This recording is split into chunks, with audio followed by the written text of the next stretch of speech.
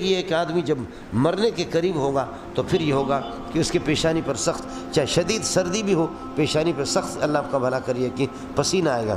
دوسرا ہے کہ ناک ٹھیڑی ہی ہوگا، اس کو لوگ سیدھا کرتے ہیں ہمارے بلوچ لوگ، تاکہ اگر اسی حالت میں اگر ایسے ہوا روح نکل گئی تو یہ ناک اسی طریقے ہو رہے گا، اس کو بلوچ لوگ یہ کہ سیدھا کر دیتے۔ تیسرا آنکھیں اس طرح خیرہ ہو جاتی ہے، آدھا گھنٹہ پون گھنٹہ کی روح پاؤں سے نکلنا شروع ہو جاتی ہے، پاؤں سے روح نکل جاتی ہے۔ تو چنانچہ اگر کوئی قلم ہے آپ کے پاس، آپ اس کے پاؤں کے تلے اگر آپ اس کو ماریں گے تو روح نکل چکی ہے، وہ پاؤں حرکت دے نہیں، اب تک وہ زندہ ہے لیکن پاؤں حرکت نہیں دے۔ پاؤں جب حرکت نہ کرے تو یہ اس بات کی دلیل ہے گھنٹہ 2 گھنٹے کے بعد روح آہستہ سے کھنچ کر کے اس کے پاؤں سے نکل جاتی ہے۔ چنانچہ جب کسی سخت مریض کو آپ لے جاتے ہیں ڈاکٹر کے پاس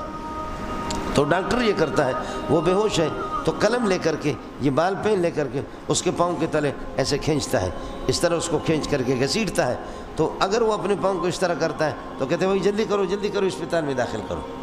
اور اگر وہ پاؤں کو اس طرح نہیں کرتا تو ڈاکٹر کو یقین ہوتا ہے کہ اس کی بچنے کی صورت نہیں ہے، یہ مرے گا، تو ڈاکٹر پھر کہتے کہ ارے خدا خیر کرے گا بھائی، یہ ہمارے ہاں یہ اس کا علاج نہیں ہے، اگلے والے اسپتال میں لے جاؤ۔ وہ آپ کو صاف یہ تو نہیں کہتا مرے گا، لیکن ڈاکٹر دیکھتا ہے کہ ہمارے علاج کے نہیں ہے، اب یہ جانے والا ہے، تو خدا خیر کرے گا، اس کا علاج ہمارے پاس نہیں ہے، اگلے والے فلاں اسپتال میں لے جائیں، آپ لے جائیں گے، راستے پر وہ مرے گا۔